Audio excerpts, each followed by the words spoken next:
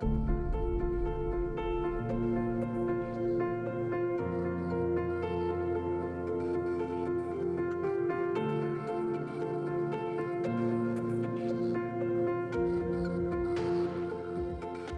be here now, looking at everything as a whole, it's incredible. Joe's heart was a mess when he was born. He had truncus arteriosus and valves were in the wrong places. Joe's first open heart surgery was at 8 weeks old. His second open heart surgery was at 11 months old. His third open heart surgery was at 3. Our son Joe had a stroke during an open heart surgery to repair a congenital defect. It's taken Joe the better part of his lifetime to recover from that stroke. He didn't learn to read until he was 14. It took him about 17 years to be able to do certain things.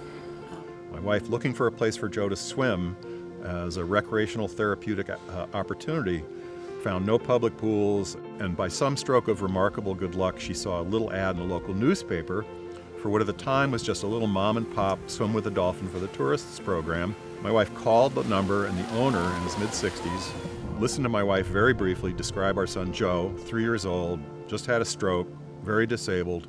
And they allowed us to come in.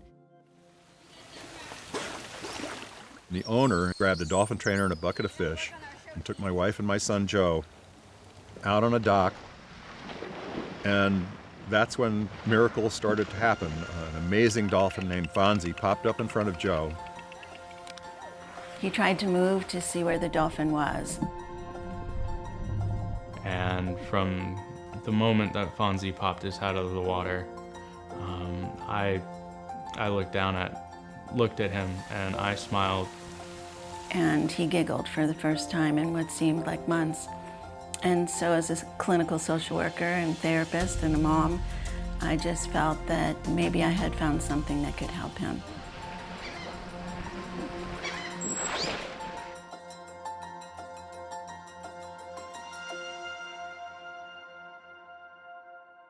Three or four times a week, she would come with Joe, and there'd be Fonzie and a dolphin trainer and a bucket of fish. At that point in time, his hand was clenched and stuck to his chest as the result of this paralysis from the stroke. It took Joe a year to be able to open and close his hand enough to hold a fish and to stretch it out enough to feed his friend Fonzie. For Joe, Fonzie was his best friend when he didn't have friends.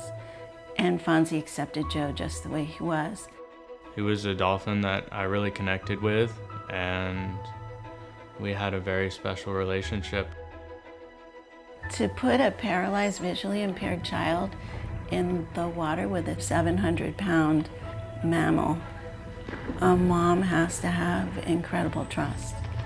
And I did that because I had complete faith that he was a gentle giant. He was extraordinary. But seeing the success that she was having with Joe, my wife went back to the owners of Dolphins Plus and asked if they would let her create a program for all the kids in our community here in the Keys who had special challenges. Starting in 1991, a year after we arrived here, my wife started working with 2 or 3 children in the community who'd heard about Joe and his success with Fonzie. And so my wife invited them to come and participate in a program. My brother has Down syndrome.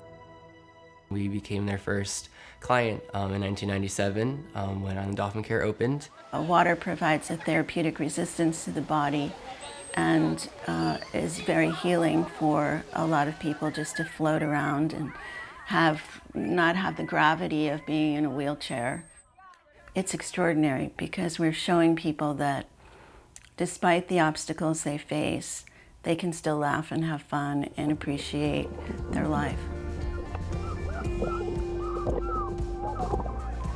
It's a remarkable facility in that we create opportunities for families who thought there were no opportunities.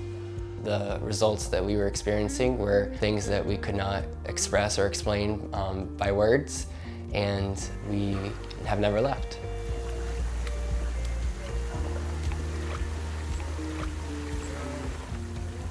We don't support or promote the concept that dolphins cure or heal. There's no scientific evidence that would allow us to come to that conclusion and to promote that as an outcome. The dolphins in our program are used for excitement and motivation. They adapted very, very well to working with kids with special needs. In fact, I think they're very aware that they work with kids with special needs. It looks like we're just in the water playing, but we're not. We've actually set goals for each person in the therapy rooms. They work hard, and then we move to the water sessions, and we'll be working on the same skills. So both water and therapy room activities complement each other and work together. Our therapy staff have years of experience working with kids in this environment. Eli, as a special education teacher, he came as a student intern more than 13 years ago. I feel like there's so many people in the world that are so intelligent and can achieve so much. We just want to give them that chance to do that. If they need assistance with communication, or if they need a little support with working on motor control or something like that, how can we create an environment for these people to show the world how much they can do? Of course, we work with kids with all kinds of diagnoses and disabilities and abilities. Down syndrome, children on the spectrum with autism, cerebral palsy, neurological, physical challenges, sensory integration challenges, speech and language acquisition, behavior. Whatever the challenge is, our staff adapt the programs to meet that child's age, their special challenges, and the family's goals.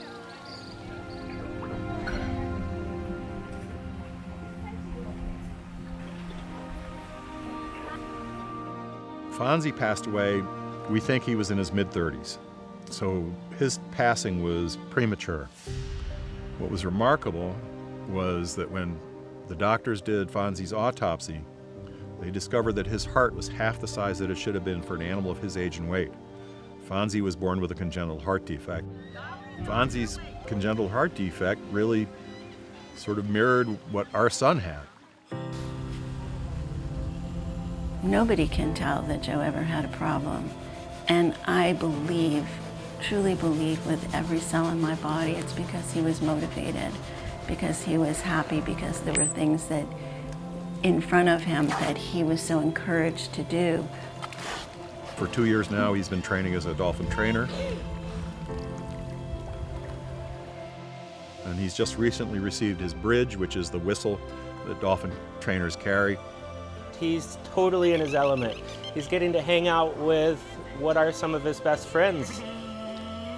Life is pretty great. I get to come here every day. He's a hero and inspiration to me and my family, and hundreds of kids and families around the world. And he's just a rock star, and a very humble one at that.